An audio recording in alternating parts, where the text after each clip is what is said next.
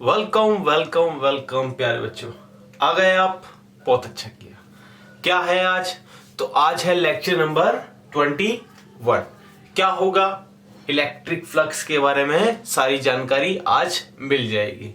Sir बहुत दिनों बाद आए हैं तो बच्चों देखो, क्लास 10th भी है, 11th भी है, आपको भी कराना है, अपडेट भी करना है। सीबीएसई क्या अपडेट देती है, इतनी सारी बातें हैं तो थोड़ा टाइम तो लगता है ना बॉस, है ना। और मैंने आपको न्यूमेरिकल्स भी दिए हुए हैं पीडीएफ फॉर्म में, डिस्क्रिप्शन बॉक्स में वीडियोस के, तो आप उसे सोल्व कीजिए। टाइम बहुत है, नहीं है तो बेटा सोल्व करो। क्लियर हो गई बात? स्टार्ट कर लें आज का लेक्चर। स्टार्ट कर लीजिए सर। तो सर क्या पढ़ाएंगे? Electric flux. तो इलेक्ट्रिक फ्लक्स हम क्या करने जा रहे हैं? जो हमारा पहला चैप्टर था इलेक्ट्रिक चार्जेस एंड फील्ड था, क्लियर, उसका आधा पोर्शन खत्म हो गया।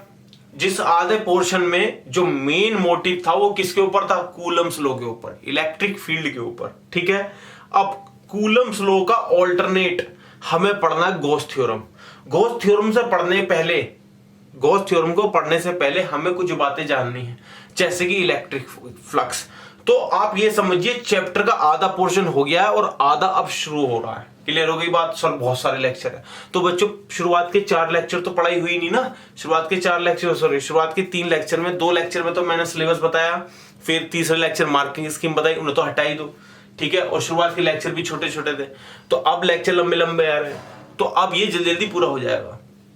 करीबन 8-9 लेक्चर और लगेंगे और मैं पूरा कर दूंगा। ठीक है, चलिए स्टार्ट कर लेते हैं। क्या पढ़ेंगे? Electric flux. इलेक्ट्रिक फ्लक्स पढ़ने से पहले, क्योंकि फ्लक्स में एरिया आता है, तो हम पहले पढ़ेंगे एरिया।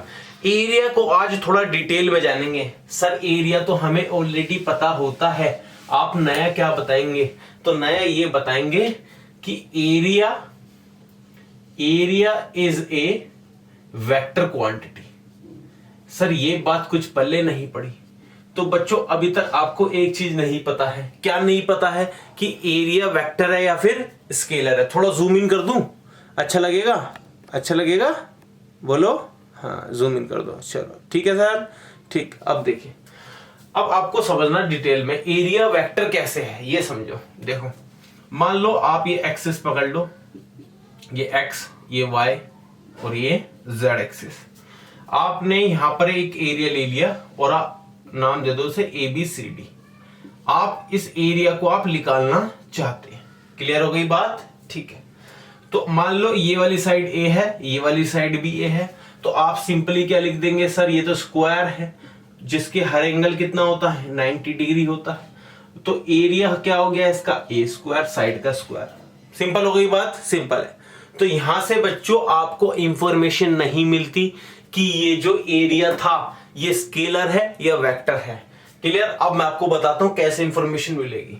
मान लो AB एक वेक्टर है, BC दूसरा वेक्टर है, तो AB एक वेक्टर हो गया एंड BC दूसरा वेक्टर हो गया, अनदर वेक्टर। तो ये 2 वेक्टर हो गए। अब इन 2 वेक्टरों का क्या निकालना आपको बच्चों? प्रोडक्ट निकालना है। तो प्रोडक्ट कैसे निकालेंगे? AB और बीच में क्या लगाए हैं? तो बच्चों वेक्टर प्रोडक्ट 2 टाइप के होते हैं, क्लास 11th में आप पढ़ चुके हैं। कौन कौन से होते हैं? एक तो डॉट प्रोडक्ट और दूसरा क्रॉस प्रोडक्ट। अब डॉट प्रोडक्ट में क्या होता था, तो थोड़ा सा याद दिला देता हूं। क्या होता था? जब 2 वेक्टर का डॉट प्रोडक्ट होता था तो रिजल्ट में आती थी एक स्केलर क्वांटिटी। क्लियर? ठीक है। और अब जब 2 वेक्टरों का क्रॉस प्रोडक्ट होता था तो रिजल्ट में आती थी एक वेक्टर क्वांटिटी। और यहां पर साथ में लगता था क्या? Cos theta. और यहां पर साथ में क्या लगता था? Sine theta. ये सब 11th की बातें हैं, मैं आपको बता रहा हूं ताकि आपको याद आ जाए।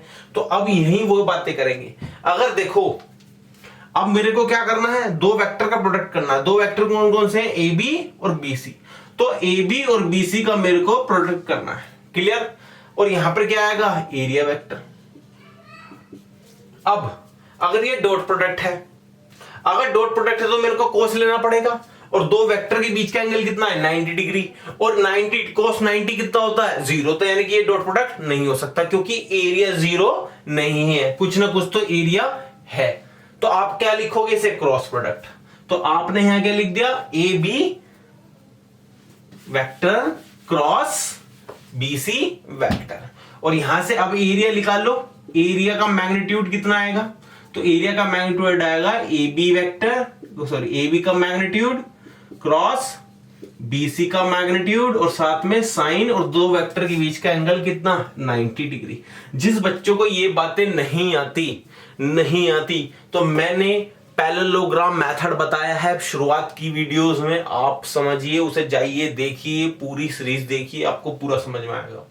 एरिया वेक्टर निकाला AB, एरिया वेक्टर का ये क्या है बच्चों? मोड के अंदर जब बाहर एरो लगा देते तो क्या कहलाता है? मैग्नीट्यूड। ठीक है, तो अब ये कितना आया? ये आएगा AB मैग्नीट्यूड क्रॉस BC का मैग्नीट्यूड और साइन 90 कितना होता है? 1। AB का मैग्नीट्यूड कितना है बच्चों? A, BC का कितना है? A, तो A स्क्वायर। ये आ गया एरिया का मैग्नीट्यूड, ये केवल मैग्नीट्यूड आया। तो बच्चों ये A स्क्वायर कुछ इस तरह से आता है।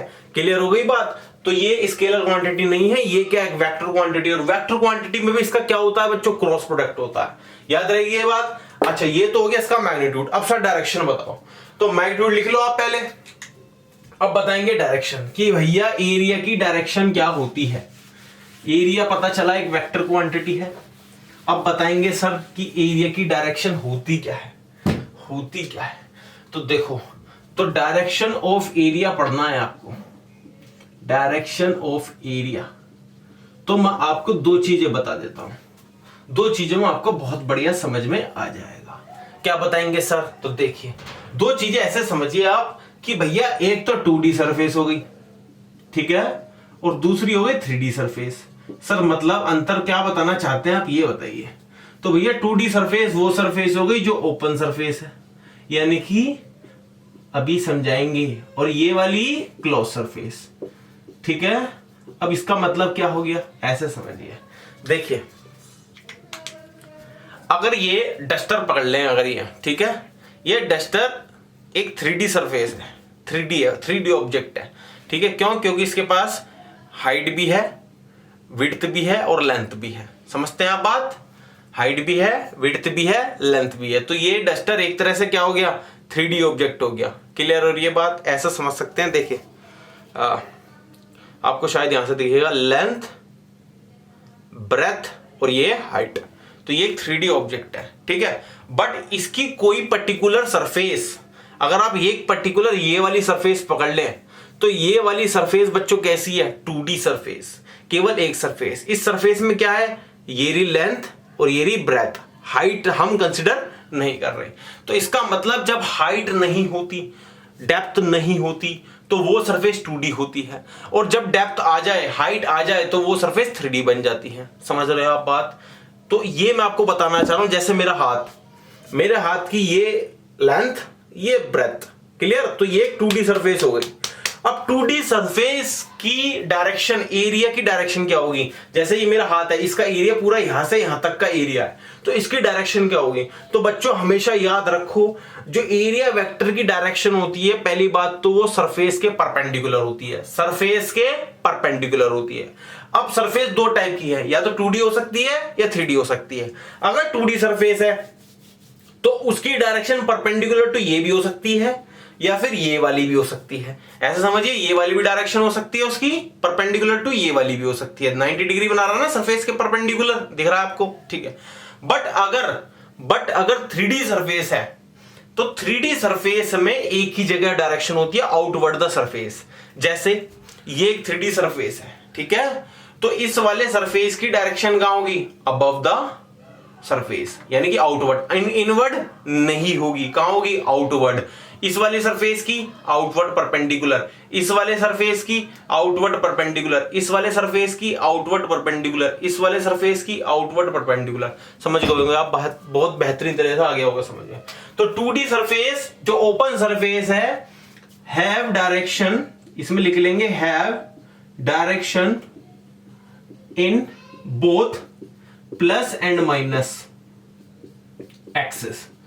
यानी कि अगर आप एक एक्स एक्सिस पकड़ लें, तो एक्स एक्सिस के प्लस में भी होगी और एक्स एक्सिस के वाई में भी होगी। जैसे मैंने अभी बताया कि मेरा हाथ के, अगर ये एक 2D सरफेस है, तो प्लस एक्स एक्सिस और वाई एक्सेस में भी, माइनस के वाई एक्सेस में भी, दोनों में क्या होगी, इसकी डायरेक्शन होगी। 2D सरफेस की बात करें, बट केवल अगर 3D सरफेस की बात करें तो इसमें लिखेंगे have direction outward perpendicular to surface. ठीक है बात। और डायरेक्शन ऑफ एरिया में आप लिख सकते हैं परपेंडिकुलर टू सरफेस। अच्छा, अब परपेंडिकुलर टू सरफेस होती है, 2D होगी तो दो तरफ होगी, और अगर 3D होगी तो एक ही तरफ होगी, वो भी आउटवर्ड होगी। समझ गए आप बात। तो बच्चों ये था पूरा एरिया का कॉन्सेप्ट। क्या बताया मैंने आपको कि एरिया एक वेक्टर क्वांटिटी है जिसका मैग्नीट्यूड होता है लेंथ और ब्रेथ का मल्टीप्लिकेशन। ठीक है, और जिसकी डायरेक्शन होती है 2D होगा तो आउटवर्ड की सरफेस होगी, इनवर्ड भी सरफेस हो सकती है। ठीक है, बट परपेंडिकुलर होगी। और 3D होगा तो आउटवर्ड होगी, वो भी परपेंडिकुलर होगी। ये बात आपको समझ में आ गई। ठीक है, आ गई समझ में, आगे बढ़ दूं मैं। बहुत बढ़िया। क्या पढ़ेंगे अब, तो अब सर कराएंगे, क्या कराएंगे, तो अब सर कराएंगे इलेक्ट्रिक फ्लक्स। बट उससे पहले मैं आपको कुछ एग्जांपल के तौर पे ओ डायरेक्शन लेने का सेट तरीका बता देता हूं। आप डायरेक्शन कैसे लें, आपको एक दो एग्जांपल के तौर पे डायरेक्शन लेना दिखा देता हूं ताकि आप बिल्कुल अच्छी तरह से क्लियर रहें। मान लो क्या मान लो ये एक 3D सरफेस है। यहां दिखेगा आपको, नीचे बना दूं सर, ये लो, ये एक क्यूब है। ठीक है, क्यूब तो समझते हैं सर, समझते हैं। ठीक, अब इस क्यूब की कितनी फेस है, सबको पता है कितनी फेस होती है क्यूब की, 6 फेस होती है। तो मैं एक एक करके नंबरिंग कर देता हूं। तो ये पहली फेस, ये दूसरी सरफेस, ये तीसरी सरफेस, ये चौथी सरफेस, एक नीचे हो गई 5वीं, और एक ऊपर हो गई 6ठी। ठीक है, समझ गए आप। तो आप ऐसा समझिए ये क्यूब है। ठीक है, तो ये क्यूब की ऊपर वाली, नीचे वाली, ये वाली, ये वाली, ये वाली, ये वाली। ठीक है, 6 हो गई। अब 6 सरफेसेस की डायरेक्शन बतानी है। अब क्यूब एक तरह का 3D सब्जेक्ट है। ठीक है, 3D ऑब्जेक्ट है, तो इसकी डायरेक्शन बतानी है। तो बच्चों हर सरफेस की डायरेक्शन अलग है। किसकी, एरिया वेक्टर की डायरेक्शन अलग है। देखो कैसे, ये वाली सरफेस है तो इस सरफेस का एरिया वेक्टर किधर होगा, सरफेस के परपेंडिकुलर, यानी कि ये रहा एरिया वेक्टर। ये वाली सरफेस है, इस सरफेस का एरिया वेक्टर किधर होगा, ये रहा परपेंडिकुलर। ठीक है, ये वाली सरफेस है, इसका एरिया वेक्टर सरफेस के परपेंडिकुलर। ये वाली सरफेस नीचे वाली, उसका परपेंडिकुलर। आगे बात समझ में आपको। तो मैंने आपको लेना बता दिया कि कैसे लेते हैं। नेक्स्ट बात करें तो नेक्स्ट एक और देखो। मान लो एक सिलेंडर है, ये रहा एक सिलेंडर। इस सिलेंडर का एरिया वेक्टर किधर होगा। ठीक है, तो बच्चों ध्यान दो, सिलेंडर की 3 सरफेस है। यहां पे क्या सरफेस है, देखो ये तो राउंड वाली है, बीच वाली तो राउंड है, ऊपर वाली ऐसे समझिए, एक सरफेस तो ये हो गई, एक सरफेस ये हो गई, और एक सरफेस ये हो गई। सिलेंडर की 3 सरफेस है। तो पहली वाली का एरिया वेक्टर होगा ऊपर, एरिया वेक्टर। दूसरी वाली का इधर होगा एरिया वेक्टर, क्योंकि ये भी 3D है, और इसका नीचे होगा एरिया वेक्टर। समझ में आ गई आपको बात। तो एरिया वेक्टर और उसकी डायरेक्शन निकालनी हमें आ गई। आप नोट्स बनाते रहे, प्रॉपर बना रहे हैं सर, बना रहे हैं। अब क्या करेंगे सर, तो अब बढ़ेंगे अपना फाइनल एम पर, जो कि क्या था, इलेक्ट्रिक फ्लक्स। तो हेडिंग डाल ली जाए इलेक्ट्रिक फ्लक्स। तो ये बच्चा थोड़ा सा थियोरेटिकल पोर्शन आपको समझना बहुत अच्छी तरह से क्या होता है, मैं आपको बता देता हूं। सबसे पहले आप इसे समझिए होता क्या है। मान लो ये कोई एरिया है, ठीक है, उसके बाद आपको डेफिनेशन बहुत अच्छी तरह समझ में आएगी। मान लो ये एरिया है, ठीक है, और यहां पर कोई चार्ज रखा प्लस का क्यू। अब इससे इलेक्ट्रिक फील्ड लाइन निकलेंगी सर, तो इससे इलेक्ट्रिक फील्ड लाइन निकल रही है, ठीक है। अब फ्लक्स क्या होता है, पहले आप ये समझिए, फ्लक्स, इलेक्ट्रिक फ्लक्स समझेंगे। फ्लक्स क्या है, फ्लक्स क्या होता है, फ्लक्स ये होता है किसी भी सरफेस में कितनी number of electric field line pass हो रही हैं उस सरफेस में से, उसे कहेंगे flux, total number of flux. ऐसे समझिए कि भैया ये कोई सर्कल है, मानो ये एक एरिया है, ठीक है, ऐसे मानिए ये एक एरिया है, इस एरिया में से मेरी ये 3 उंगली है, ठीक है, ये 3 उंगली ऐसे मैं भेज रहा हूं और ये इससे टच हो रही है 3 उंगली, ठीक है, 3 उंगली इससे टच हो रही है, तो इसका फ्लक्स कितना हो गया 3। क्यों? क्योंकि इससे कितनी उंगली टच हुई इलेक्ट्रिक फील्ड लाइन की, 3 उंगली टच हो रही है। मान लो इसी सरफेस से 4 उंगली जा रही होती और 4 टच हो रही होती, तो कितना सरफेस फ्लक्स होता है इसका 4। तो यानी कि the number of electric field line touching on the surface, समझ गए बात, या फिर passing through the surface, the number of electric field line passing through the surface is called flux. आ गई बात आपको समझ में, फ्लक्स आ गया समझ में। अब इसकी क्या कंडीशन होती है फ्लक्स की, वो समझिए। देखें, अब फ्लक्स की 2 कंडीशन होती हैं। फ्लक्स का पहले तो सिंबल देखो, फ्लक्स का सिंबल होता है फाई। क्या होता है? फाई। फाई है सिंबल किसका? फ्लक्स का। अब ये जो फ्लक्स है किन किन चीजों पर डिपेंड करता, तो देखो ये 2 चीजों पर डिपेंड करता। कौन कौन सी चीज है वो देखिए। पहली चीज है number of electric field line, यानी कि इलेक्ट्रिक फील्ड की स्ट्रेंथ पर डिपेंड करता। देखो कैसे, मान लो ये डस्टर है, ठीक है, यहां से 4 लाइन आ रही हैं, ये 4 लाइन आई, इससे टच हुई तो इसका फ्लक्स हो गया 4। मान लो 5 लाइन आ रही है, अब ये 5 लाइन इससे टच हो, 5 लाइन आ रही हैं, ठीक है, अब 5 लाइन आ रही हैं, अब पांचों की पांचों इससे टच नहीं हो पा रही, एक लाइन कहां जा रही है? ऊपर से जा पा रही है। तो पहली चीज हो गई कि भैया इसका एरिया, पहली तो चीज हो गई एरिया, यानी कि फ्लक्स किस पर डिपेंड करता? एरिया पर डिपेंड करता। एरिया बड़ा होगा तो ज्यादा नंबर ऑफ लाइन पास हो सकेंगी, एरिया छोटा होगा तो कम नंबर ऑफ लाइन पास होंगी। समझ में आ रही है बात? एरिया ज्यादा होगा, मान लो एरिया बढ़ गया, इसका इतना हो गया, अब एरिया बढ़ गया, एरिया इतना बढ़ गया तो जितनी भी लाइन आ रही है सब अंदर को चली जाएंगी। अगर एरिया इतना सही है और 5 लाइन आ रही है तो कुछ लाइन तो ऊपर को निकल जाएंगी। तो यानी कि फ्लक्स किस पर डिपेंड करता? नंबर 1 एरिया पर डिपेंड करता। तो मैंने लिख दिया फ्लक्स किस पर डिपेंड करता? एरिया, यानी कि उस सरफेस का एरिया कितना उस पर डिपेंड करता। दूसरा, मान लो आपने एरिया बढ़ा दिया, देखो पहले 3 लाइन आ रही थी और ये इससे टच हो रही थी, बहुत बढ़िया। आपने क्या करा? अब एरिया बढ़ा दिया, एरिया इतना बड़ा कर दिया। आप मान लो कि भैया एरिया आपने इतना बड़ा कर दिया, ये हो गया एरिया, ठीक। अब इतने बड़े एरिया में अब क्या हो रहा है? लाइन फिर भी 3 आ रही है, पहले कितनी लाइन टच हो रही थी? 3, अब कितनी लाइन आ रही है? अब भी 3।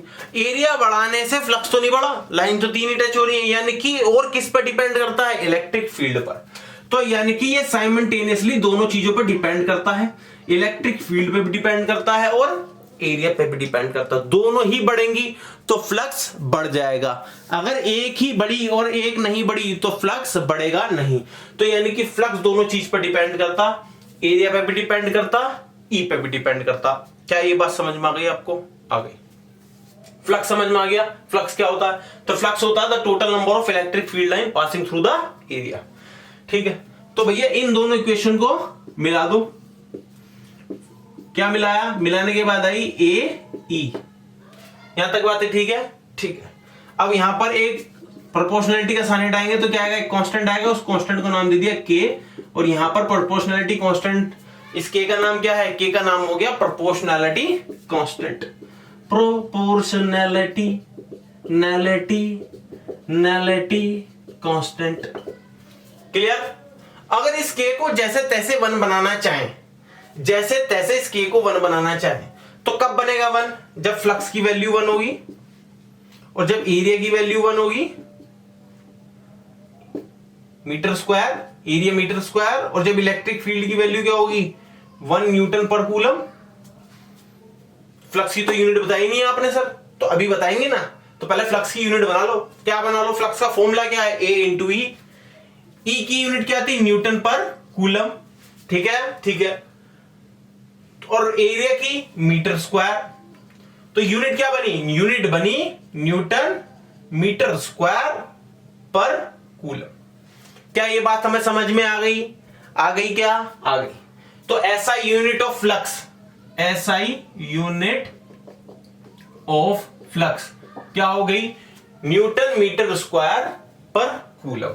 तो न्यूटन मीटर स्क्वायर पर कूलम। अब देखिए, के अगर 1 बनाना है तो 1 मीटर स्क्वायर एरिया में से जब इलेक्ट्रिक फील्ड जिसकी स्ट्रेंथ 1 न्यूटन पर कूलम है वो पास होगी तो फ्लक्स कितना होगा 1 न्यूटन मीटर स्क्वायर पर कूलम, तब K क्या हो जाएगा, देन इफ अगर ये होगा देन K भी क्या हो जाएगा 1 हो जाएगा। और अगर K 1 हो गया तो फाई को क्या लिख सकते, फाई को लिख सकते A डॉट E। इतनी बात आपको समझ में आई। तो ये भैया फॉर्मूला है, किसका फॉर्मूला है, फ्लक्स का फॉर्मूला है। तो अभी हमने समझा, अभी हम सारी बातों को बोर्ड पर लिखेंगे डेफिनेशन बना के अच्छा तरीके से। क्लियर हो गई बात, हटा दूं मैं सब, उतार लिया आपने, फ्लक्स का फॉर्मूला बना लिया, अब हटा रहा हूं। अब सुंदर सी भाषा में हम लिखेंगे, क्या लिखेंगे, हम लिखेंगे इसकी डेफिनेशन और अच्छी बातें। देखो तो सबसे पहले फ्लक्स की, इलेक्ट्रिक फ्लक्स की डेफिनेशन लिखो, the total number of electric field line passing through an area is called electric flux denoted by phi। तो phi से डिनोट करेंगे, जिसका फॉर्मूला क्या बना, जिसका फॉर्मूला बना E डॉट ए, ये फॉर्मूला बना। अगर इसे वेक्टर फॉर्म में लिखना है, इन वेक्टर फॉर्म, अगर वेक्टर फॉर्म में लिखना चाहते हो इस फॉर्मूले को तो क्या लिखोगे, तो फ्लक्स भैया एक स्केलर क्वांटिटी है, flux is a scalar quantity, scalar quantity, scalar quantity. तो इन दोनों के बीच का प्रोडक्ट कैसा होगा, दो वेक्टर के प्रोडक्ट से, क्योंकि एरिया एक वेक्टर है, इलेक्ट्रिक फील्ड भी एक वेक्टर है, दो वेक्टर के प्रोडक्ट से एक स्केलर आ रहा है, तो cos थीटा आएगा, sin थीटा आएगा, तो आएगा cos थीटा। तो हम यहां पे लिख सकते हैं phi equals to E vector dot A vector, ये होगा इसकी वेक्टर प्रोडक्ट। और अगर इसे खोलें तो ये आएगा phi equals to E dot A cos theta. तो ये है बच्चों फाइनल फॉर्मूला, फाइनल फॉर्मूला। आपको फ्लक्स में यही फॉर्मूला यूज करना, E A cos theta, best final formula जो आपको यूज करना, वो यूज करना E A cos theta. Where theta, ये भी लिख लो, where theta is the angle between किस किस के बीच का, E vector and area vector. यानी कि थीटा किस किस के बीच का एंगल है, ई का और ए के बीच का एंगल है थीटा। फ्लक्स समझ में आया, फ्लक्स क्या है, total number of electric field line passing through the surface, समझ में आया सर। फ्लक्स का फॉर्मूला क्या हो गया, फ्लक्स का फॉर्मूला हो गया ई dot A cos theta. Flux कैसी क्वांटिटी है, एक स्केलर क्वांटिटी है, फ्लक्स का सिंबल क्या है, फाई है। अब कुछ और बातें लिखें, फ्लक्स की एसआई यूनिट क्या हो गई, तो लिखेंगे फ्लक्स एसआई यूनिट। तो एसआई यूनिट अभी बनाई आपको, क्या बनाई, न्यूटन मीटर स्क्वायर पर कूलम, न्यूटन मीटर स्क्वायर पर कूलम। समझ में आ गई आपको बात, आ गई। आपको एक यूनिट और दे रहा हूं मैं, एक यूनिट और दे रहा हूं, बट इस यूनिट को आपको अभी समझ में नहीं आएगा, तो सीधा सीधा क्या लिख लें, आप लिख लें वोल्ट मीटर। ये सेकंड यूनिट है, किसकी, इलेक्ट्रिक फ्लक्स की सेकंड यूनिट है वोल्ट मीटर। सर कैसे आई ये बात, तो मैं आपको बताने की कोशिश करता हूं कैसे आई, जिस बच्चों को समझ में आ जाए बेस्ट है, बट ना समझ में आए कोई दिक्कत नहीं है, क्योंकि ये आगे का कॉन्सेप्ट है। देखो इलेक्ट्रिक फील्ड का एक फॉर्मूला पढ़ चुके हो जो कि क्या है, F बाई क्यू, जिसके वजह से इलेक्ट्रिक फील्ड की यूनिट क्या आई थी, न्यूटन पर कूलम, ये आई थी, ठीक है। अब इलेक्ट्रिक फील्ड का एक और फॉर्मूला होता है जो आप आगे पढ़ोगे, जब आप सेकंड चैप्टर पढ़ोगे पोटेंशियल वाला। क्या फॉर्मूला होता है, तो फॉर्मूला होता है इलेक्ट्रिक फील्ड का V बाय R, यानी कि पोटेंशियल बाय डिस्टेंस। तो पोटेंशियल की यूनिट होती है वोल्ट और डिस्टेंस की यूनिट होती है मीटर। समझ में आ गई बात, वोल्ट पर मीटर। तो अगर इस फॉर्मूले से इलेक्ट्रिक फ्लक्स की यूनिट बनाई जाए तो इलेक्ट्रिक फ्लक्स क्या हो गया, वोल्ट पर मीटर और इनटू मीटर स्क्वायर। तो 1 मीटर से 1 मीटर कट गया तो बचा क्या, वोल्ट मीटर। क्लियर हो गई। जिस बच्चे को ये समझ में आई बात कमेंट बॉक्स में लिख के बताओ, हाँ सर ये बात समझ में आ गई, आ गई, आ गई, हटा दूं, हटा दो। सर हमने तो नोट ही नहीं किया था। तो नोट नहीं किया तो वीडियो को पॉज करेंगे और फिर क्या बनाएंगे, फिर नोट बनाएंगे, बनाएंगे ना? हाँ जी सर बनाएंगे। लिख लिया है सब, हटा दूं, आगे बढ़ जाऊं, आगे बढ़ जाओ सर। अब आपसे पूछा जाएगा कि भैया ये फ्लक्स मैक्सिमम कहां होगा, मिनिमम कहां होगा, तो वो बातें करते हैं। हटा दो ये बात, तो स्पेशल केस करेंगे। किसके स्पेशल केस करेंगे? तो स्पेशल केस करेंगे। किसके स्पेशल केस करेंगे? तो स्पेशल केस करेंगे। किसके स्पेशल केस करेंगे? सर पागल हो गए क्या, एक बात को 3 बार बोलते हो? समझ में आ जाए तो एक बार ही में समझ में आता है बच्चों। आता है नहीं आता है? लाइक तो ठोक दो वीडियो को। चले आगे बढ़े। तो भैया स्पेशल केस कर रहे, किसके कर रहे? स्पेशल केस कर रहे, किसके कर रहे? तो स्पेशल केस करेंगे किसके? इलेक्ट्रिक फ्लक्स के। तो भैया पहला स्पेशल केस, फ्लक्स मैक्सिमम कहां होगा? Flux will be maximum, maximum, maximum. तो देखो फ्लक्स का फॉर्मूला क्या है? फ्लक्स का फॉर्मूला है E dot A cos theta. अगर थीटा 0 हो जाए, 0 डिग्री, 0 डिग्री, क्यों? क्योंकि cos 0 क्या होता है बच्चों? 1 होता है, और cos 0 पर क्या होता है? मैक्सिमम होता है। इफ थीटा 0 डिग्री हो जाए तो फ्लक्स क्या आएगा? E dot A. तो फ्लक्स कैसा होगा इस वक्त? Maximum flux, maximum flux. तो 0 डिग्री कब होगा? तो थीटा, पहले तो ये समझना पड़ेगा किस किस के बीच का एंगल। तो थीटा एंगल था E और A के बीच का एंगल। क्या मतलब सब? इसका मतलब ये है, मान लो ये कोई सिलेंडर है, ठीक है, सिलेंडर है, और इस सिलेंडर में आप यहां पर आपने एक चार्ज रखा हुआ प्लस का Q रखा हुआ है सर, और ये एक आपकी सरफेस हो गई, पहली सरफेस। आपका फ्लक्स हर जगह निकल रहा है, इलेक्ट्रिक फील्ड हर जगह निकल रही है, परपेंडिकुलर निकलती, बट आप चाहते हैं कि नंबर 1 वाली जो सरफेस है उस पर फ्लक्स निकालें आप, नंबर 1 वाली जो मैंने डिनोट करी है। तो नंबर 1 वाली सरफेस के जो इलेक्ट्रिक फील्ड है वो किधर की तरफ है? ऊपर की तरफ है, क्योंकि निकल रही है ऊपर। एरिया वेक्टर किधर है?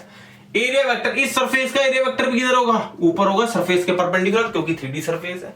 अब आप बताओ, E वेक्टर और A वेक्टर दोनों पैरेलल हैं? दोनों पैरेलल हैं, तो पैरेलल के एंगल बीच का कितना होता है? 0 डिग्री। तो ऐसी सरफेस के लिए थीटा कितना होगा? 0 डिग्री होगा।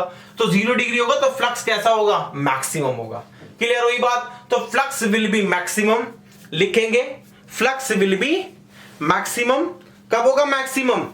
When the surface is perpendicular to the electric field. Sir इसका मतलब क्या है? देखो ये सरफेस है, ये है सिलेंडर की सरफेस ऊपर वाली, जिसका एरिया वेक्टर ऐसे है, ठीक है। अब ये सरफेस इलेक्ट्रिक फील्ड के क्या है? इलेक्ट्रिक फील्ड ऊपर है, और सरफेस कैसी है? ऐसे, ये रही सरफेस और ये इलेक्ट्रिक फील्ड, इन दोनों के बीच का एंगल क्या है? 90 डिग्री। यानी कि व्हेन द सरफेस और इलेक्ट्रिक फील्ड के बीच का एंगल 90 डिग्री होगा तो फ्लक्स कैसा होगा? मैक्सिमम। यानी कि flux will be maximum when, इस बात को लिखेंगे, when surface is perpendicular to electric field. ये बात बहुत इंपॉर्टेंट, ये बात को आपको उतारना।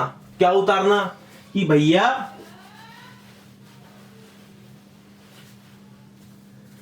उतार ली ये बात। तो भैया आपको ये बात उतारनी कि फ्लक्स मैक्सिमम कब होगा? जब सरफेस क्या होगी? परपेंडिकुलर होगी। किसके परपेंडिकुलर होगी? इलेक्ट्रिक फील्ड के परपेंडिकुलर होगी सरफेस। ऐसे देखो, ये सरफेस और इलेक्ट्रिक फील्ड का ऊपर, तो दोनों के बीच का एंगल क्या हो गया? 90 डिग्री। दूसरा केस क्या है? दूसरा केस है flux will B minimum. Flux will B minimum. Minimum कहां होगा? तो जब थीटा क्या होगा? थीटा 0 का होता है ना, cos 0 का होता है 90 डिग्री पे। तो फ्लक्स यानी कि E dot A cos 90 degree. तो फ्लक्स की क्या इतना होगा यहां पे? 0, यानी कि मिनिमम। ठीक है।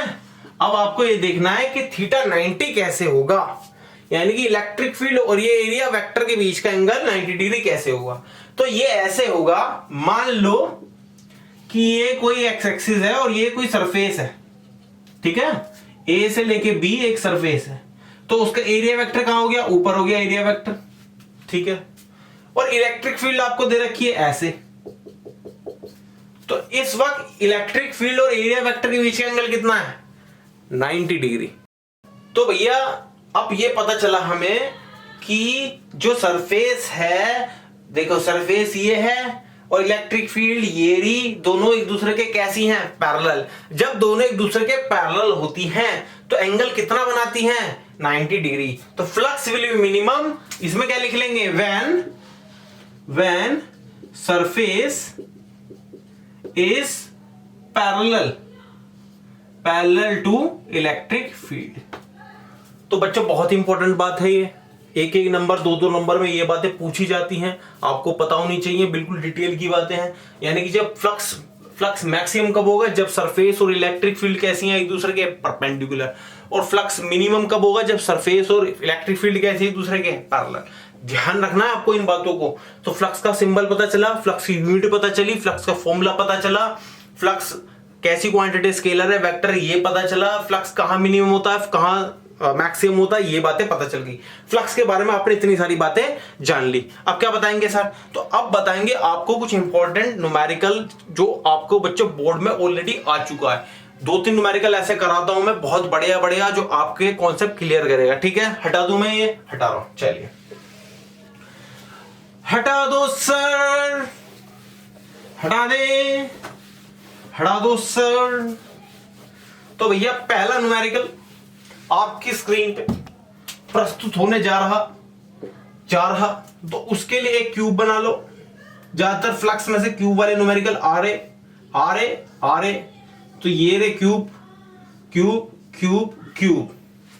तो भैया ये क्यूब है, इसकी कितनी फेस, इसकी 6 फेस, पहला, दूसरा, तीसरा, चौथा और पांचवा, और एक ऊपर वाली छठी। ऊपर वाली हम बना के दिखा ना सके, क्लियर। अब मान लो भैया इलेक्ट्रिक फील्ड जो है वो एक्स डायरेक्शन में है, ये एक्स डायरेक्शन है, और इधर की तरफ ही क्या है बच्चों, इलेक्ट्रिक फील्ड जो हमें गिवन है। और आपसे कहा है फाइंड टोटल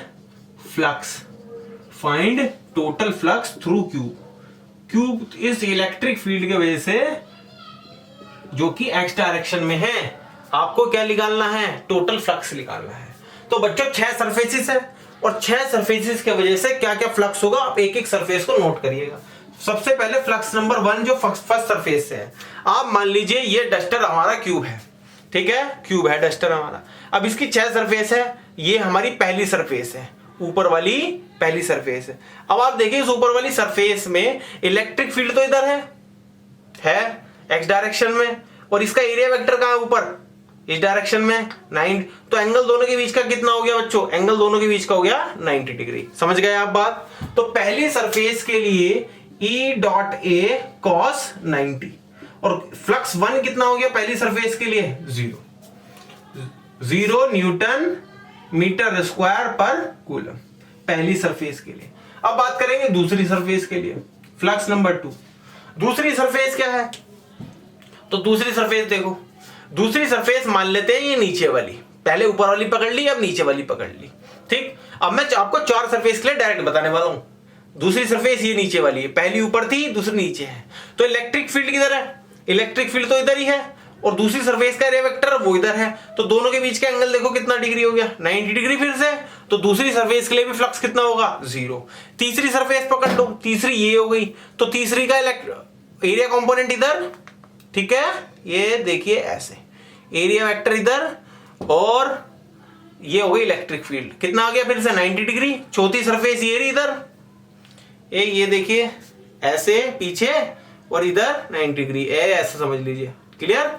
तो 4 सरफेस के लिए हमारा फ्लक्स कितना है, 0।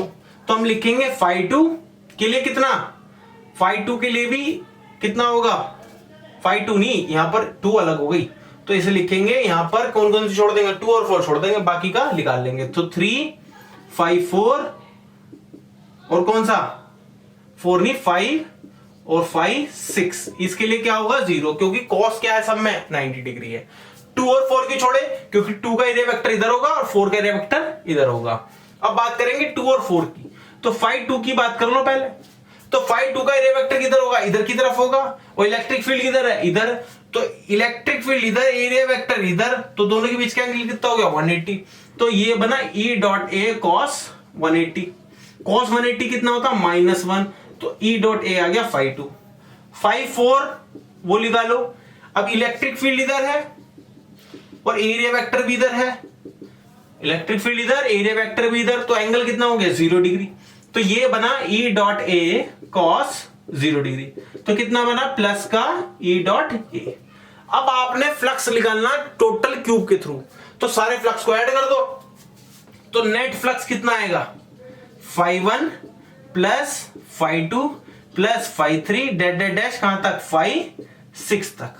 सबको ऐड करा 0 प्लस नहीं φ2 कितना आ रहा माइनस का EA प्लस 0 प्लस कितना EA प्लस 0 प्लस 0।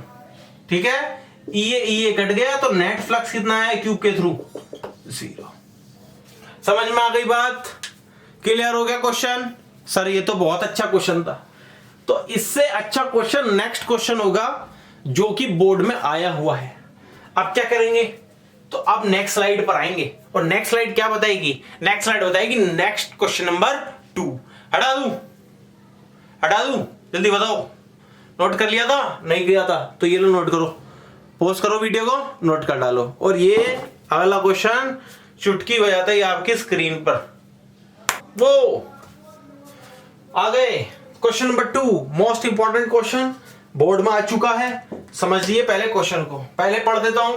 कह रहा था इलेक्ट्रिक फील्ड कंपोनेंट y वाली डायरेक्शन में इलेक्ट्रिक फील्ड, z वाली डायरेक्शन में इलेक्ट्रिक फील्ड कितनी है 0।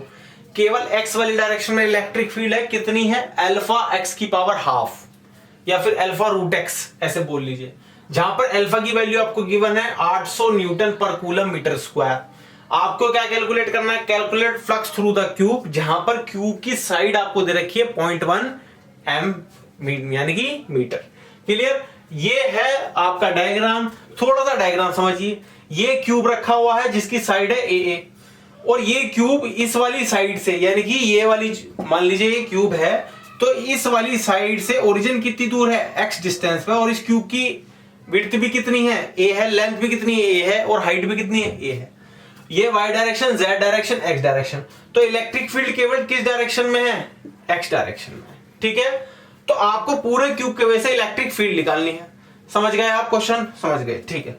तो भैया आप सबसे पहला काम क्या है, सरफेस मानेंगे। तो फिर से 6 सरफेस मान लो, पहला, दूसरा, तीसरा, चौथा, पांचवा और छठा ऊपर वाला। ठीक है, अब फ्लक्स थ्रू पहली वाली सरफेस, तो पहली वाली सरफेस के थ्रू फ्लक्स देखो, फॉर्मूला लगाएंगे आप E डॉट ए और कॉस कितना, इसका एरिया वेक्टर ऊपर होगा। ठीक है, और इलेक्ट्रिक फील्ड किधर है इधर, तो cos 90 डिग्री, cos 90। तो ये आ गया कितना 0, क्योंकि cos 90 होता है 0। अगर 1 का ऊपर वाला 0 है तो 3 का भी क्या होगा, 3 का भी 0। तो फ्लक्स 3 का भी कितना होगा 0, और किसका 5 का और 6 का भी क्या होगा 0, क्योंकि 4 क्या बनाएंगे 90 डिग्री। अभी बात कर चुके हैं। तो फ्लक्स केवल किस सरफेस की वजह से होगा, 2 और 4 के वजह से, क्योंकि वहां एंगल कौन कौन से बनते हैं 0 डिग्री और 180 डिग्री। समझ गए आप बात? समझ गए। चलिए, तो फ्लक्स फॉर सेकंड सरफेस निकाल रहे। पहले सेकंड सरफेस के लिए एरिया वेक्टर किधर होगा, इधर, और इलेक्ट्रिक फील्ड किधर है, इधर। तो यानी कि E डॉट ए कितना cos 180 डिग्री। यहां तक बातें ठीक है? ठीक है। तो फ्लक्स कितना हो गया φ2 में, ये हो गया माइनस E डॉट ए। अभी थोड़ा बहुत चेंजेस होगा। अब फ्लक्स 2 देखिए, इसे थोड़ा सा सोल्व करते हैं। E की वैल्यू क्या है x डायरेक्शन में, क्योंकि ये दोनों x डायरेक्शन वाली है।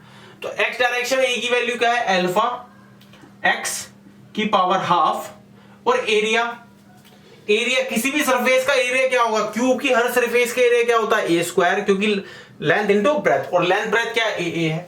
ठीक है, तो एरिया कितना हो गया a स्क्वायर, और cos 180 का माइनस हमने यहां पे ऑलरेडी लगा दिया। ठीक है, x क्या है, x है ओरिजिन से डिस्टेंस, तो इस वाली सरफेस की ओरिजिन से डिस्टेंस कितनी है a। समझ गए आप बात? इस वाली सरफेस की 6 सरफेस है, पहली सॉरी एक एरी, एक नीचे है, एक इधर है, एक इधर है और एक इधर है।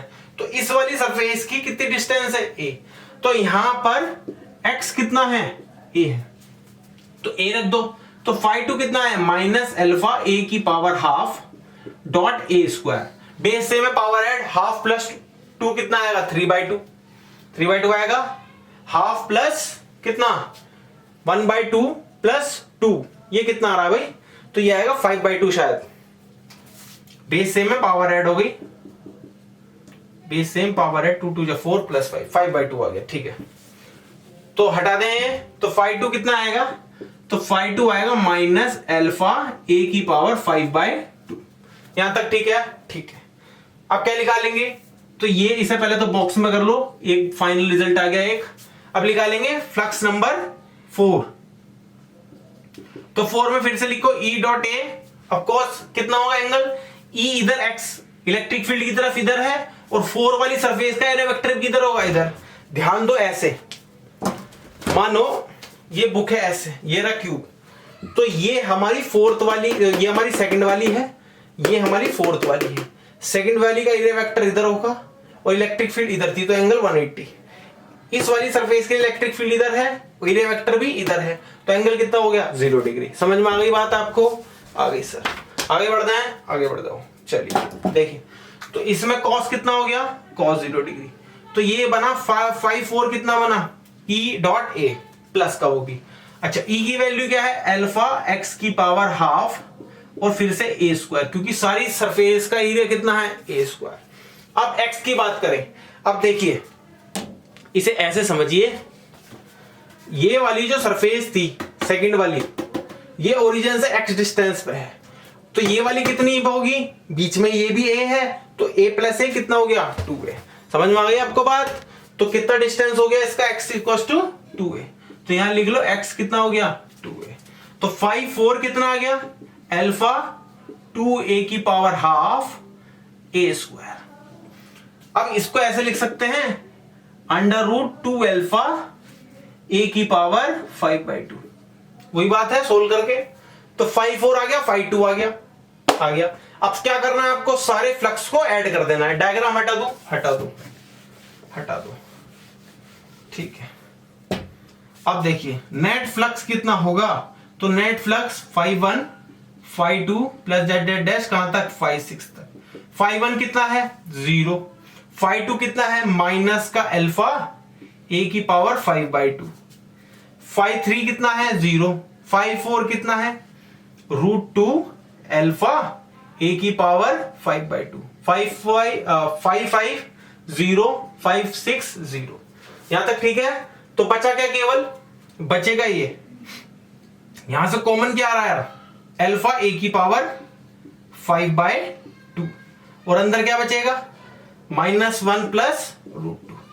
देखो चेक करो, यही बच रहा है, यही बच रहा है। बस आपको अब क्या करना है, वैल्यू रख देनी है। किस किस की, क्या सम पे सारी वैल्यू है सर? है सर। कहां है? अल्फा की वैल्यू 800, a की वैल्यू है 0.1 और 1 और √2 की तो कोई वैल्यू होती नहीं, तो 5 नेट आ जाएगा। कितना आ जाएगा? तो आंसर चेक करके बता रहे हैं क्या आप बता रहे हैं? तो आंसर चेक करके बताया, आया 1.05 न्यूटन मीटर स्क्वायर पर कूलम। आ गया समझ में? आ गया। नोट कर लिया? नोट नहीं किया तो भैया क्या करेंगे, नोट करेंगे। कैसे नोट करेंगे? बोर्ड से नोट करेंगे, वीडियो को पॉज करेंगे, नोट करेंगे। तो आज के सेशन के लिए इतना रखते हैं। इलेक्ट्रिक फ्लक्स वाला टॉपिक पूरा खत्म हुआ। नेक्स्ट टॉपिक आएगा गॉस थ्योरम के ऊपर। गॉस थ्योरम स्टार्ट करेंगे। गॉस थ्योरम को पढ़ने के लिए आपको इलेक्ट्रिक फ्लक्स की जरूरत थी। आ गया समझ में? वीडियो अभी भी देख रहे हैं, वीडियो को क्या कर दें, लाइक कर दें, और क्या कर दें, चैनल को सब्सक्राइब कर दें। यहां तक रखेंगे वीडियो, क्योंकि अगली वीडियो आएगी किसके ऊपर? गॉस थ्योरम के ऊपर। लेक्चर नंबर कौन सा होगा? 22 होगा। ये कौन सा था? 21 था। हटा दूं? Bye bye bye bye bye.